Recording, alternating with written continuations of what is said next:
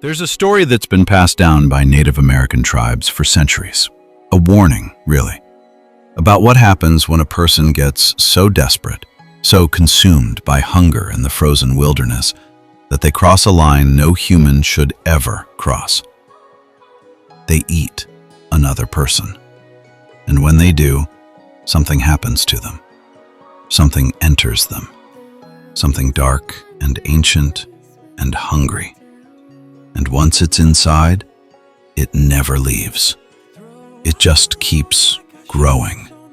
It keeps feeding until the person it's taken over isn't a person anymore. That thing is called the Wendigo, and it is one of the most terrifying entities in any folklore anywhere in the world. Not because it's some monster that comes from outside, but because it comes from inside. From the darkest part of human nature, from the choice to survive at any cost. The Wendigo originates from the Algonquian-speaking tribes of the northern United States and Canada, the Ojibwe, the Cree, the Innu, the Naskapi.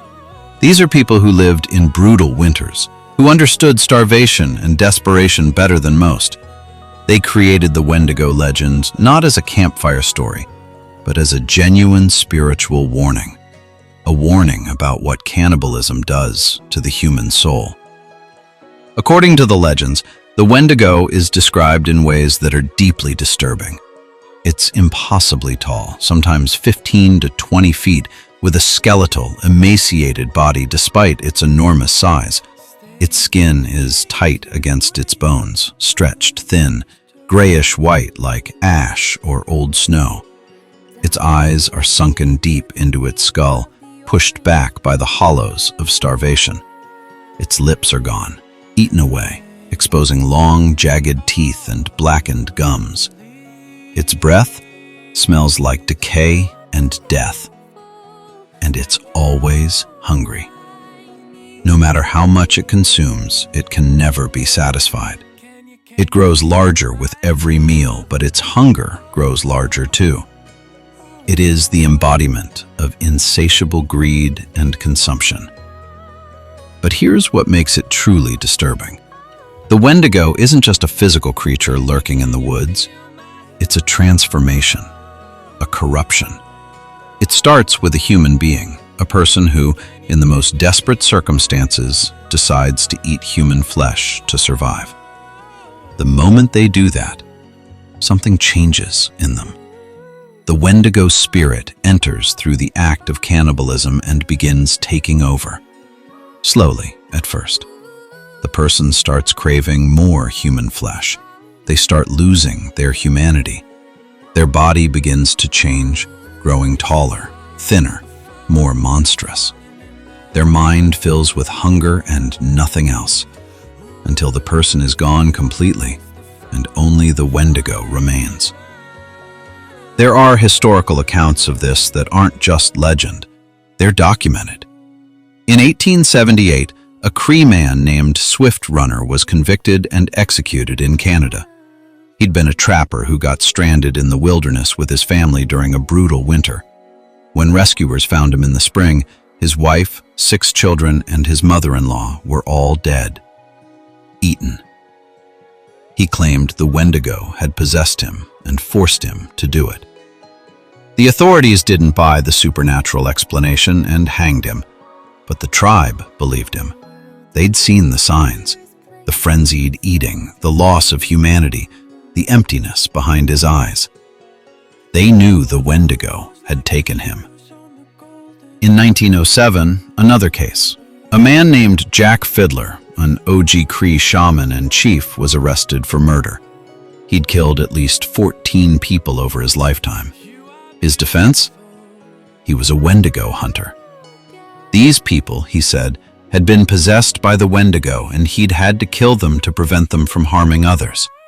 The tribe backed him up completely. They said he was performing a sacred duty. The Canadian government didn't see it that way. He was convicted and died in prison. These aren't just old stories. Even in the 20th century, there are documented cases of what psychiatrists now call Wendigo psychosis, a condition specific to Algonquian communities where individuals develop an intense craving for human flesh and a fear that they themselves are becoming a Wendigo. They beg their families to kill them before the transformation completes. They know what's happening to them. They can feel it, and they're terrified. The Wendigo doesn't just possess people through cannibalism either. According to some tribal accounts, it can possess people through proximity. If you hear the Wendigo calling your name in the woods, if you smell its breath on the wind, if you see its eyes watching you from between the trees, it can start the process.